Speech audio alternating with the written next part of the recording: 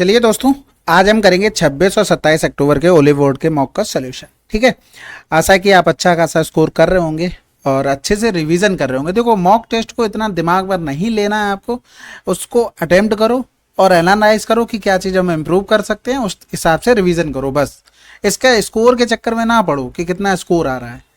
तो ठीक है, चलो फिर पहला सवाल देखते हैं। कह रहा 12 विद्यार्थियों की औसत ऊंचाई इतनी है जबकि उनमें से 10 विद्यार्थियों की औसत ऊंचाई इतनी है।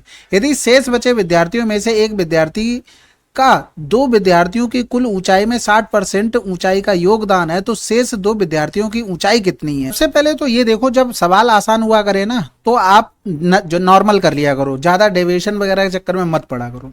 वैसे अगर इस लाइन को भी थोड़ी देर के लिए भूल जाएं तो जो दो लोग अलग हैं उनके पास, इंडिविजुअल के पास इतना रहा होगा, ईच के पास 160, दोनों के पास 2 का गुणा कर दिया क्योंकि 12 का एवरेज इतना बोला। लेकिन ये भाई साहब एवरेज से 3 कम ले आए। एवरेज से 3 कम है तो 10 लोगों में टोटल कितना कम है, 30। अब ये 30 की भरपाई कौन करेगा, जिनके बारे में हमें कुछ नहीं पता। यानी कि 16 दूनी 32 हो गया, 320 इधर बन गया और 30 और जोड़ देंगे यानी कि 350 देख लो ऑप्शन से। तो 6 4 10 हो गया, ये 4 नहीं बनाएगा, इधर 5 आ जाएगा यूनिट डिजिट, इधर करेंगे 0 4 1 5 2 1 3, ये हो सकता है। इधर 8 2 10 की 0 हाथ से लगा 1 हो गया, 4 3 7, ये भी नहीं हो सकता। आंसर लगा दो। आगे की लाइन समझ में आई हो चाहे ना आई हो, हमारा आंसर आ गया। अगला सवाल। अमित और सुनील ने एक व्यवसाय में 4:5 के अनुपात में निवेश किया। यदि 1 वर्ष के बाद अर्जित लाभ में उनके हिस्से का अनुपात इतना है तो सुनील के निवेश की समय अवधि ज्ञात कीजिए। अब देखो, इसको लिखने का तरीका होता है कि जैसे आप अगर लिखेंगे 4x अपॉन में 5x, क्योंकि बाई लिख लो, इन्होंने x के लिए, इन्होंने बाई के लिए, ये 6/5। तो इस चीज को आप बना लो स्मार्ट तरीका। जैसे 6/5 लिखा, उसका 4 नीचे आ जाएगा, इसका 5 ऊपर आ जाएगा, 2 3 6 2 दूनी 4। समझ में आई बात मैं कहना क्या चाह रहा हूं? ये आपका डायरेक्ट आ जाएगा अमित और सुनील के टाइम का रेशियो। ठीक है, अमित ने पूरे 12 महीने के लिए किया था, यानी कि ये 3 चौको 12 तो 4 दूनी 8। आंसर लगा दो। तो ये चीज आप ध्यान रखना। अगला सवाल। रमेश ने अपनी वार्षिक आय का 5% लिया और एक घड़ी खरीदी। घड़ी की कीमत प्रतिवर्ष इतने % कम हो जाती है। 2 वर्ष के बाद उसने घड़ी रजत को बेच दी। रजत ने इतने रुपए में घड़ी बेच दी जिससे उसे 25% का लाभ हुआ। रमेश की मासिक आय कितनी है? अब यहां पर देखो, सवाल में ये रजत का कोई रोल नहीं है भाई, आप नॉर्मल रखो कि इतने वर्ष बाद बेच दी और उसके बाद जो बेच दी फिर 25% का लाभ ले लिया, तो वही लिखा है। देखो 30375, अगर आप सवाल समझ गए तो आपको इतना लिखना है 5%, 10% की कमी हुई, 9 गुणे में 9, और फिर हमारे पास 25% का लाभ हुआ और ये आ जाएगा वार्षिक। हमसे पूछेगी मासिक आय, तो सबसे पहले इन्हीं को निपटा लेते हैं। तो 9 3 27 हो गया, बचा 3 हमारे पास, 9 3 27 हो गया, 6 बच गया, 9 7 63, 9 5 45। तो इधर करेंगे तो 9 3 27 हो जाएगा, 6 बच गया, 9 7 63 हो गया, 9 7 63, 9 5 45 हो गया। तो 25 पंजे 125, 25 एकम 25, 12 बचा, 15 हो गया, 5 3 15। ऊपर दुनिया भर के 0 चल रहे होंगे तो 6 के साथ 0 आ जाएंगे। बटे में मंथली बनाने के लिए 12 पंजे 60, कहीं 5 के साथ 0 लिखे, आंसर लगा दो। नहीं तो आप ऐसे लिख लो भाई, ये टोटल इनकम थी, इसमें से 5% ले लिया और गुणे में 10% की कमी होगी तो 9/10, 9/10। लेकिन ये करके दिखाना किसको, हमें ये बताओ। और ये देखो, इतने में बेचा था, ये रजत ने इतने में खरीदा है और इसी पर 125 का हमने निकाल लिया है प्रॉफिट सहित मिलाकर, और ये बराबर में हमें दे दिया था 30375। अब ये आता लेकिन कैसा, वार्षिक, हमें मंथली निकालना था। अगला सवाल। अब ये तो बिल्कुल आसान है। देखो, बहुत बार आपको बताया है कि अल्फा प्लस का बीटा बराबर में अगर 90 दिया हो तो ये साइन अल्फा कॉस बीटा, ये तो पता होगा आप लोग, भाई मेंस की तैयारी कर रहे हो ऐसा तो है नहीं। ये सेक बीटा में चेंज होगा, ये टेन अल्फा और 10 ये कॉट हो जाएगा, कॉट बीटा, ये सब बराबर होंगे। क्वाड्रेंट में चेंज करते हैं, उसी का लिख रहे हैं। तो 72 के साथ देखो 10 कॉट में चेंज होगा और 72 के साथ देखो किसको जोड़ने पर, 18 को जोड़ने पर, दोनों में लिखा हुआ। अब इधर देख लेंगे 10 के साथ 80 आ जाएगा, खत्म। अगला सवाल। अब इसमें भाई रिमाइंडर बताना था तो सिंपल सा है, x बराबर में माइनस का 7 पुट कर दो, जो भी आंसर आएगा वही हो जाएगा। 3 गुणे में 343 हो गया, वो भी किसका, माइनस को हो गया, और इधर 49 हो जाएगा, 2 गुणे में 49, प्लस में हो जाएगा 7 पंजे 35, माइनस का 35 और प्लस में 1800 हो गया। तो 3 त्रिका 9 हो गया, 3 चौको 12 हो गया और 3 त्रिका 9 1 10 हो गया, माइनस को हो जाएगा 49 दूनी 98 हो गया, माइनस का 35, प्लस में 1800 हो गया। इनको जोड़ लेते हैं तो ऑप्शन से तो कुछ बन नहीं रहा है। ठीक है, 9 8 17 5 22, हासिल लगा 2 हो गया, 2 2 4 9 4 13 13 3 16, हासिल लगा 1, तो 1 हो गया, 1 हो गया। ये माइनस का था, ये 1800 था। तो ठीक है भाई, 1800 से पूरा हम 1100 घटा देते तो कितना बचेगा, 700 बचेगा। 700 से 62 और माइनस कर दो, ये माइनस का ही आएगा। 700 से 60 गए तो 640, दो और कम कर देंगे 638, वो भी किसका, माइनस, अच्छा सॉरी ये प्लस था ना, तो प्लस का आ जाएगा, माफ कीजिएगा। अगला सवाल, अब इस सवाल में देखो वैल्यू सोच पा रहे थे तब भी आसान था। देखो x बराबर अगर 5 रखेंगे तो ये 5 माइनस का 10 प्लस का 5, ये देखो 0 सेटिस्फाइड हो गया। यहाँ पर रखेंगे तो 5 25 25 625 प्लस का 1, और इधर हो जाएगा 625 माइनस का 1, यानी कि इधर लिखेंगे तो 626, इधर लिखेंगे तो 624 हो गया। 2 3 6, 2 एकम 2, 2 3 6 हो गया। 2 3 6, 2 एकम 2, 2 दूनी 4 हो गया। अगला सवाल करते हैं भाई। फिर कह रहा है एक कपड़ा कंपनी ने थोक खरीदारों के लिए 35% छूट की घोषणा की। श्रीमान गगन ने छूट मिलने के बाद कंपनी से 48,000 रुपए में वस्त्र खरीदे। उसने कपड़ों का विक्रय मूल्य इस तरह से तय किया कि उसने गैर थोक खरीदारों के लिए कंपनी द्वारा निर्धारित आरंभिक मूल्य पर 30% लाभ कमाया। कुल विक्रय मूल्य कितना है। देखो हुआ क्या है, यहाँ पर 35% पे छूट पर वो खरीद के लाया, यानी कि 100 की चीज 65% में खरीद, यानी कि 65 में ले आया, यानी कि ये 4800 इसका मान हो गया। यानी कि अगर हम 48,000 था, ओरिजिनल प्राइस निकालते तो 48,000 बटे में हमारे पास 65 गुणे में 100 आ जाता। इसी पर उसे 30% का प्रॉफिट चाहिए था, तभी तो सेलिंग प्राइस बन पाएगा। देखो आरंभिक मूल्य पर, तो यहाँ पर 130 कर दो, तो ये कैंसिल आउट हो गया, 0 से 0, 13 पंजे 65 हो गया। इधर करेंगे तो 5 नेम 45 और 5 छक्का 30, कहीं 96 के साथ 0 लगे, आंसर लगा दो। अगला सवाल कह रहा था एक साथ ए और बी दूध से एक टंकी को भरते हैं, ठीक है। ए प्रत्येक 5 मिनट में 15 लीटर दूध और बी प्रत्येक 3 मिनट में 21 लीटर दूध डालता है। टंकी में 800 लीटर दूध भरने में कितना समय लगेगा। आसान है, ये देखो 1 मिनट में हम दोनों का काम निकाल लेते हैं। तो ये 1 मिनट में कितना करेगा, ये 3 काम, ये 7, दोनों मिलकर 1 मिनट में 10 काम, तो 800 बटे में 10, आंसर 80। अगला सवाल कह रहा था 12 प्रेक्षणों का प्रसरण इतना है, ठीक है। यदि प्रत्येक प्रेक्षण को किसी संख्या से गुणा किया जाए तो नया प्रसरण इतना हो जाता है, तो संख्या बताना। देखो यहाँ पर अगर बात करें कि वेरिएंस में किसी चीज का भी, कह रहा था प्रत्येक ऑब्जर्वेशन में क्या किया जा रहा, किसी का गुणा किया जा रहा। तो हमेशा ध्यान रखना जो भी आपके पास वेरिएंस होगा उसमें जिस भी नंबर का गुणा किया गया उसका स्क्वायर होके आ जाता है, यानी कि ये 375 बन जाएगा। यहाँ पर 15 था, 15 इंटू में एक्स स्क्वायर। ये याद रखने वाली चीजें हैं, आपने पढ़ी होंगी वेरिएंस वाले चैप्टर में। 15 दूनी 30, 15 पना 75, एक्स बराबर में 5।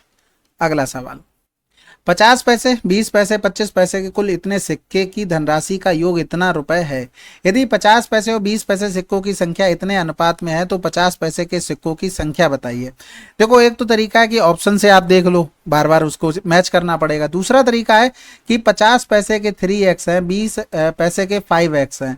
तो एक चीज बताओ, हमारे पास बचे कौन से, 25 पैसे के, तो ये कितने होंगे, ये टोटल 8x हो गए ये वाले, तो ये होंगे 564 माइनस का 8x हो गया। इस तरीके से बनाना पड़ेगा, इसमें और कुछ कर नहीं सकते थे शॉर्टकट के लिए।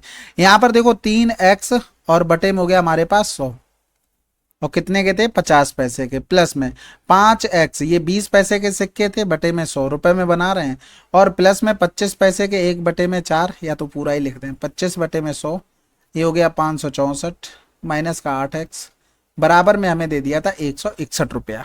तो 25 चौकू 100 हो गया, इधर करेंगे तो 20 पंजे 100 से 100 चला गया, इधर 50 दूनी 100 हो गया, तो एलसीएम ले लोगे तो 4 आ जाएगा।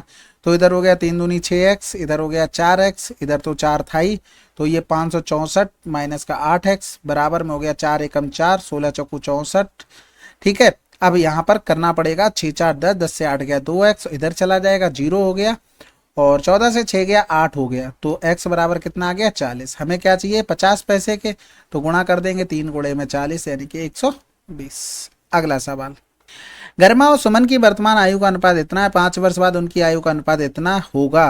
दानव गर्मा से 8 वर्ष छोटा है, दानव की आयु सुमन की आयु का कितना परसेंटेज है। तो सबसे पहले देखो इनका जो रेशियो था 5 वर्ष के बाद का, 5 से अगर हम देखें 6, 1 पहुंच गया, 4 से 5 का डिफरेंस भी 1 है, तो कुछ करना ही नहीं, 1 बराबर में 5 दिया गया, यही हमने डायरेक्ट निकाल लिया। 5 बराबर करोगे 25, 4 बराबर करोगे तो 20 आ जाएगा, खत्म हो गया भाई। ये किसकी आ गई, ये गर्मा की आ गई, और ये सुमन की आ गई। अब ये देखो दानव गर्मा से 8 वर्ष छोटा है, तो दानव के लिए अगर लिखेंगे, दानव नाम अच्छा रखे हैं, अच्छा, तो ये 17 हो गया। और फिर सुमन का अगर देखेंगे तो सुमन का 20 था, तो इसका ही पूछा था कितना परसेंट है, तो आप डायरेक्ट कह देते 85%। अब आप किसको करके दिखाओगे, पूरा रेशियो लिख रहे होगे रफ कॉपी पे, तब तो टाइम वेस्ट हो रहा होगा। कह रहा था चरों के समीकरण दिया गया था और कह रहा था दिए गए समीकरण के साथ रैखिक समीकरण की प्रणाली बनाता है जिसका कोई हल नहीं है। तो भाई देखो, तीन कंडीशन आपके पास बनती है, यानी कि एक इनफाइनाइट सोल्यूशन, एक बनता है नो सोल्यूशन, एक बनता है यूनिक सोल्यूशन या वन सोल्यूशन। तो इसमें तो सभी इक्वल होते हैं, इसमें ए वन अपॉन में ए टू बराबर में B one upon B two होता है, लेकिन ये बराबर नहीं होगा सी वन अपॉन में सी टू, और इसमें एक भी इक्वल नहीं होते। तो हमें ये वाली प्रॉपर्टी पकड़नी थी। तो डायरेक्ट रेशियो देखो भाई, पहली वाली इक्वेशन लेते हैं तो 12 बटे में, देखो इससे हम कंपेयर करेंगे, ठीक है, एक आ गया, फिर 7 बटे में 7 एक आ गया, लेकिन यहाँ पर देखना ये क्या बन रहा था, 1 बटे में 2, तो ये इज नॉट इक्वल टू हो रहा था, आंसर आ गया। और किसी में भी देख लो, देखो 12 बटे में 7, फिर ये 7 बटे में 12 हो गया, ये बराबर नहीं है, ये भी हटा दो। फिर इसके साथ देखोगे तो पहला प्लस वाला दूसरा माइनस वाला, तो ये भी नहीं होगा। इस तरीके से चेक कर लेते। अगला सवाल, ए और बी दो रिक्तियों के लिए साक्षात्कार में उपस्थित होते हैं। ए और बी के चयन की प्रायिकता इतनी है, उनमें से किसी के भी चयन ना होने की प्रायिकता ज्ञात कीजिए।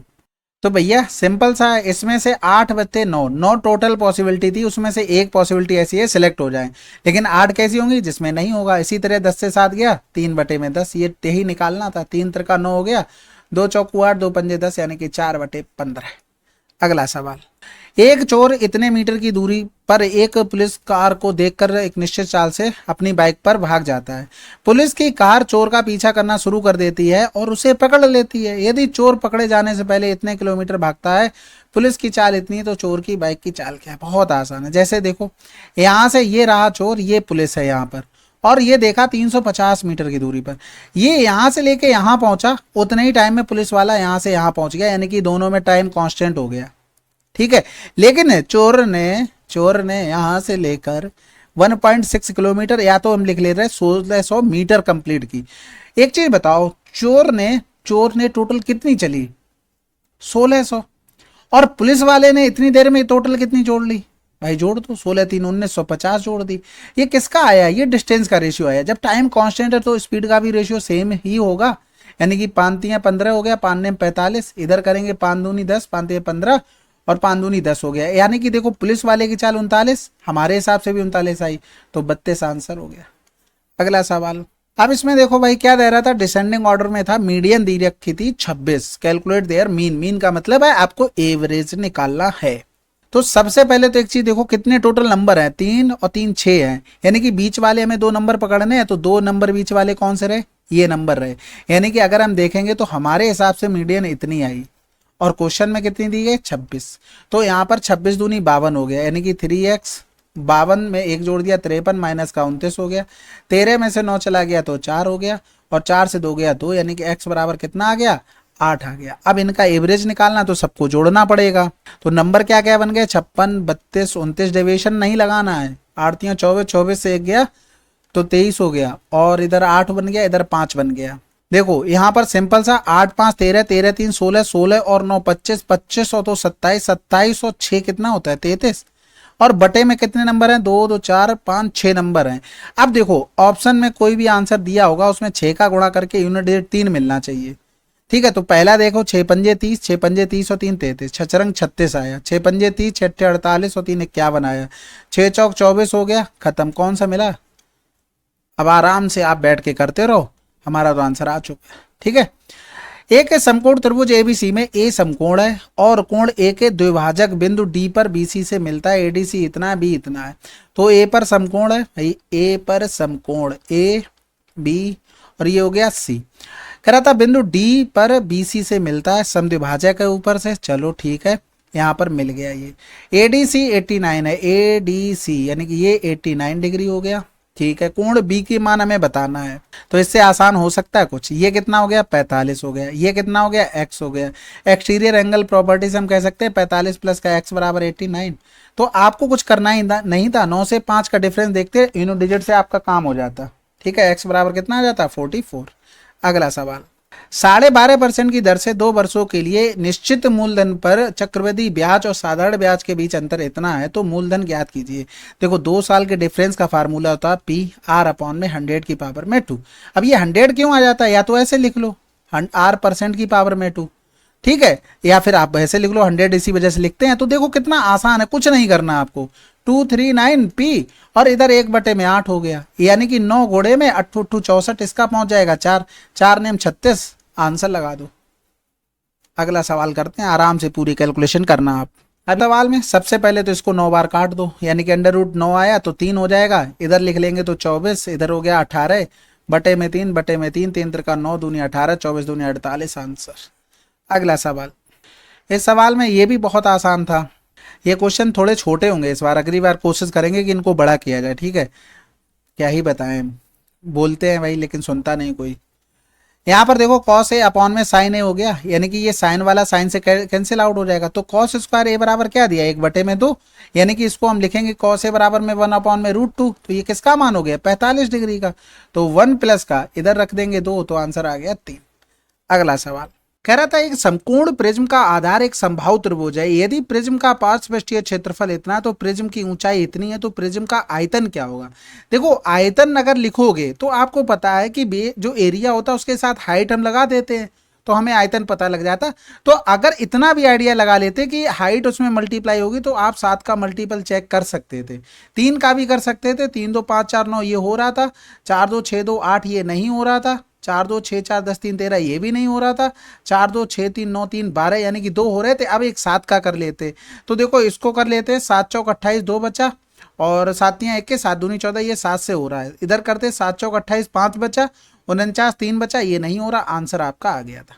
इसके अलावा कभी भी प्रिज्म पे आप पहुंचो तो तुरंत आपको किस पर पकड़ना है, आपको बेलन यानी कि सिलेंडर पर काम करना है।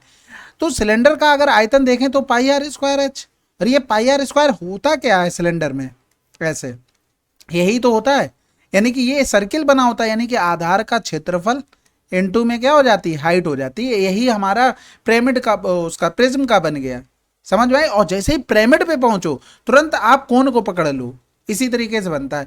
अब भाई अगर एक चीज बताओ कि जो बेलन होता है उसका पार्श्वपृष्ठीय क्षेत्रफल क्या होता है, 2πr/h, और ये क्या है, ये देखो भाई सर्किल की यही तो परिधि तो है, यानी कि आधार का परिमाप इनटू में हाइट बराबर में 15 12 दिया था, समझ में आ गई बात। यानी कि आधार का परिमाप क्या होगा, समबाहु त्रिभुज है, यानी कि ए भुजा मान लेंगे तो 3 है, इनटू में हाइट का मान हो गया हमारे पास 21, बराबर में हो गया 1 5 1 और 2 हो गया, तो 21 सत्ते 147, 21 दूनी 42 हो गया, 24 तियाँ 72 यानी कि 24 आ गया। आधार का क्षेत्रफल भी निकालना आसान है भाई, 2 का कै गुना 12 12 12 में 144 इंटू में √3 इंटू में 21 हो गया, तो 21 चौक 84 हो गया, 21 चौक 84 और 8 जोड़ देंगे तो 92, 21 1 21 9 30, आंसर आ गया। देखो कभी भी 2 भुजा दी जाए तो समबाहु त्रिभुज का एरिया √3, और यहाँ पर 24 दी गई थी, कै गुना हो रहा था, 12 गुना, तो 12 का स्क्वायर करके चिपका दो एरिया। आपसे बोल दे कभी 8 भुजा है तो कै गुना हो रहा था, 4 गुना, इसका स्क्वायर करो और √3 चिपका दो, तो समबाहु त्रिभुज का एरिया आ जाएगा डायरेक्ट। तो वही चीज हमने यहाँ पर डायरेक्ट लिख ली थी, ठीक है।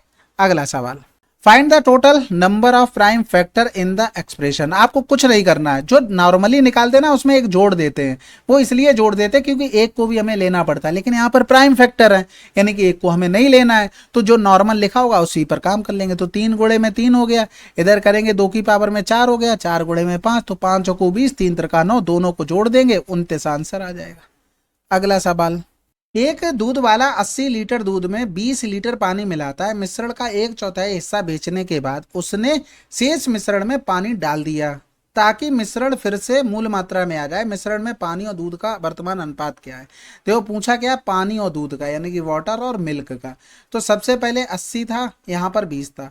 अब एक चीज देखना भाई, अगर हमारे पास कोई भी मिक्सचर है इसमें, ठीक है, किसी भी रेशियो में है, इसमें से कुछ निकालते हैं, जो बचेगा उसमें सेम रेशियो में बचता है। यहाँ पर एक चीज बताना, अगर हम 1/4 निकालेंगे, मिश्रण निकाल ले, तो पानी भी निकलेगा 1/4 और मिल्क भी निकलेगा 1/4, लेकिन हमें बाद में तो पानी मिलाना ही मिलाना है, तो हम इसको क्यों निकालेंगे, इसका जो भाग निकल जाएगा दूध का वो तो दोबारा मिलना नहीं, उतना ही पानी और मिला दे रहे। यानी कि 80 का 1/4 अगर देखें तो 20 भाग निकल रहा है, यानी कि मिल्क बचा ये, और ये भाग तो भाई इसमें और ऐड हो गया, क्योंकि पानी उतना ही मिलाया जा रहा है जितना मिक्सचर निकल गया। मिक्सचर में पानी भी निकला होगा, अगर हम उसको फिर से निकालें फिर डालें, फायदा क्या है, पानी से हम मतलब ही नहीं, जितना मिल्क निकल गया उतना ही पानी और मिला दो, बात खत्म। यानी कि ये 40 हो गया, तो 20 दूनी 40, 20 तिया 60, 2 रेशियो में 3, आंसर ठीक है। अगला सवाल, एक दुकानदार एक उत्पाद को इस तरह से अंकित करता है कि 12% छूट प्रदान करने के बाद भी वह 17% का लाभ कमाता है। यदि दुकानदार ने उत्पाद को इतने रुपए में खरीदा हो तो उसने उसे किस मूल्य पर अंकित किया था। तो देखो यहाँ पर आपको डायरेक्ट लिखना आना चाहिए। 17% का लाभ हो रहा तो इसका मतलब हो गया मार्क प्राइस, जो भी छूट होगी वो डायरेक्ट सीपी के नीचे आ जाएगी 88, ये तो पता होगा ना। मार्क प्राइस पे छूट देते हैं तो ये सेलिंग प्राइस बन जाएगा, और कॉस्ट प्राइस में अगर हम प्रॉफिट ऐड कर दें तो ये भी सेलिंग प्राइस, दोनों को बराबर कर देंगे। तो यही रेशियो आपको डायरेक्ट लिखना आना चाहिए। जो भी प्रॉफिट होगा डायरेक्ट एमपी के नीचे, डिस्काउंट वाला इधर आ जाएगा। लॉस होगा वो भी एमपी के नीचे आ जाएगा। तो उसके लिए देखो कॉस्ट प्राइस हमारे हिसाब से इतना था, क्वेश्चन में 1867 था, और इसका मान हमसे पूछा गया था नहीं कि 1867 अपॉन में 88 इंटू में 117 हो गया। अब ये इतना आसान तो रह नहीं गया कि अगर मान लो, देखो ये भी लिख दिया 2 डेसिमल, यानी कि यूनिट डिजिट पर भी काम नहीं कर सकते हो, अप्रोक्सीमेशन पे भी काम करोगे तो 24-25 में पास लिखा हुआ है। तो थोड़ा सा हमें कैलकुलेशन करना पड़ेगा इसमें। तो आपको देखो डायरेक्ट गुणा करना आना चाहिए। जैसे यहाँ पर इसको हम क्या लिख सकते थे, हम लिख सकते हैं 100 प्लस का 17, ठीक है। तो एक बार तो हमने लिख लिया 186700 और 17 का गुणा करके जोड़ देंगे। 17 सत्ते 119 हासिल लगा 11, 17 छक्का 102 और एक जोड़ दिया 103, 113 हो गया, हासिल लगा 11 फिर से हो गया। 17 अट्ठे 136 और 137 47 हो गया, हासिल लगा 14 हो गया, और 17 एकम 17, 17 4 21 और 10 कितना हो गया 31 हो गया, यानी कि 9 हो गया, 3 हो गया, 7 7 14 हासिल लगा 1, 7 1 8 हो गया, 8 3 11 हो गया, हासिल लगा 1। अब हमें भाग करना है 88 से, ऑप्शन का सहारा लो, बात खत्म। सब में देखो आरतियां 24 21 से ज्यादा है, 2 बार जाएगा, फटाफट करो। 2 अट्ठे 16 हो गया, 2 अट्ठे 16 1 17, 8 से 6 गया 2, 11 से 7 गया तो 4 हो गया, उतारा लिया फिर 4 का। दूसरे नंबर पे सबसे बड़ा क्या लिखा है 5 लिखा है, तो 5 अट्ठे 40, लेकिन इधर भी करोगे तो ये 420 ही इसको मान लो, इससे बड़ा आ जाएगा तो हटा दो, 4 बार भाग चला जाएगा, यानी कि 4 अट्ठे 32 हो गया, 4 अट्ठे 32 और 2 34 हो गया, 4 से 2 गया 2 और 12 से 4 गया तो 8 हो गया, तो 82 आ गया। 88 से छोटा आंसर लगा दो। कैलकुलेशन थी लेकिन आपको गट्स होने चाहिए करने के भी। अप्रोक्सीमेशन तो बात की चीज है, पहले एटलीस्ट आपके अंदर ये भी तो बाई चांस बहुत ऑप्शन पास में और ऑलरेडी है, ठीक है। तो ये सब चीजें ध्यान रखना। एक घनाव का आयतन इतना घन सेंटीमीटर है, यदि इसकी दो आसन्न भुजाओं का क्षेत्रफल 70 वर्ग सेंटीमीटर और 30 वर्ग सेंटीमीटर हो तो निम्नलिखित में से किस घनाव की अन्य भुजाओं में से एक भुजा होगी। तो यहाँ पर सिंपल से देखना, घनाव का आयतन LVH हो गया बराबर में 420, और ये भुजाओं का बोला गया, अच्छा फेस का है, ठीक है। तो एक फेस का 70 दे दिया था और एक फेस का हमको दे दिया 30, और हमको एक फेस का निकालना था। एक चीज बताओ, एक चीज बताओ, हमें यहाँ पर 7 प्राइम नंबर दिख रहा, हमें यहाँ पर भी 7 प्राइम नंबर दिख रहा, यहाँ 7 प्राइम नंबर नहीं दिख रहा, यानी कि यहाँ पर एक H आया, H इसका AL इसका आया। जब इसके H में 7 नहीं है तो AL में 7 कहीं ना कहीं रहा होगा, यानी कि इसमें भी 7 कहीं ना कहीं रहा होगा, क्योंकि हमें यहाँ पर भी दिख रहा। इन तीनों में से एक नंबर तो ऐसा होगा जिसमें 7 होगा ही होगा, वो कहीं जा ही नहीं सकता, क्योंकि प्राइम नंबर है और कटने का कहीं चांस आपको नहीं दिख रहा। आंसर लगा दो। बात समझ गए ना मैं कहना क्या चाह रहा हूँ। इसके अलावा भाई बेसिक से बना लेते हैं। यहाँ पर देखो दोनों का मल्टीप्लाई, LV स्क्वायर H बराबर में कितना हो गया 70 गुणे में 30 हो गया, यानी कि अगर हम यहाँ पर LH बराबर में लिखें तो 70 गुणे में 30 बटे में B स्क्वायर हो गया। इसमें हम पुट कर देते हैं तो LH का मान रख रहे हैं तो 70 गुणे में 30 बटे में B स्क्वायर इंटू में V बराबर में 420 हो गया। तो ये जीरो से ये जीरो चला गया, 7 या 21 हो गया, 21 दूनी 42 हो गया, और B से B कैंसिल, 2 पंजे 10 हो जाएगा, B बराबर में 5 आ गया। अब किसी में भी पुट कर दो, जैसे B बराबर इसमें 5 पुट करेंगे, एक सेकंड कलर चेंज कर लें। B बराबर में जब 5 पुट कर दिया, B बराबर में 5 तो H बराबर कितना आ गया 6 है। जब B बराबर में 5 पुट कर दिया तो यहाँ पर L बराबर क्या आ गया 14, यानी कि देखो 7 रहा होगा कहीं ना कहीं, तो यहाँ पर 14 हो गया। L का मान H का मान कितना है 6, 14 छंग 84, यानी कि ये फैक्टर हमारे पास रहा होगा, ठीक है। तो ये चीज आपको लॉजिक लगानी थी, ऐसा कुछ नहीं था। अगला सवाल कह रहा था A और B एक साथ काम 25 दिनों में, B इतने में, A को अकेले 80% काम करने में कितना समय लगेगा। बहुत आसान है, 25 गुणे में 45, दोनों का डिफरेंस हो गया 20 और 80%, मतलब 20 चौकू 80, 20 पंजे 100 हो गया, ये तो 100 बन गया, 25 चौकू 100, ये कैंसिल, 45 आंसर। भाई देखो ये चीज याद रखो, A भी कर रहा है 25 दिन में और फिर यहाँ पर B कर रहा है 45 दिन में। इनका एलसीएम ले लिया, एलसीएम नहीं एक्चुअल में आता है कि टोटल वर्क मानते जिससे कैलकुलेशन हमारी आसान हो जाए। तो यहाँ पर इसकी इफिशियंसी 45, इसकी 25। जब भाई आप ए के लिए निकालोगे तो आप क्या करोगे, 45 गुणे में 25 बटे में इन दोनों का डिफरेंस ही तो करोगे, वही तो हम डायरेक्ट कर रहे हैं। और 80% काम यानी कि इसका 80%, तो 20 चौको 80, 20 पंजे 100। तो ये चीज़ आपको डायरेक्ट लिखनी आनी चाहिए। ठीक है, अगला सवाल।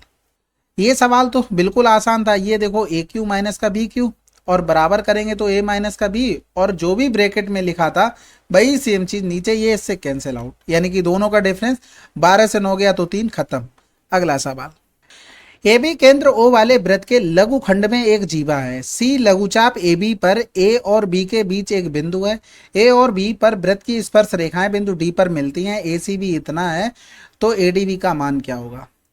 तो यहाँ पर ये बन गया, ये स्पर्श रेखाएं हमने 2 बना दी, और ये हो गया हमारे पास लघु खंड पर एक, माइनर सेगमेंट पर सी हो गया। ठीक है, और ये हमें डी पर मिल रहा था ए सी बी, यानी कि ये वाला एंगल दिया गया था कितना, 108, और हमसे पूछा गया ए डी बी का मान, यानी कि इसका।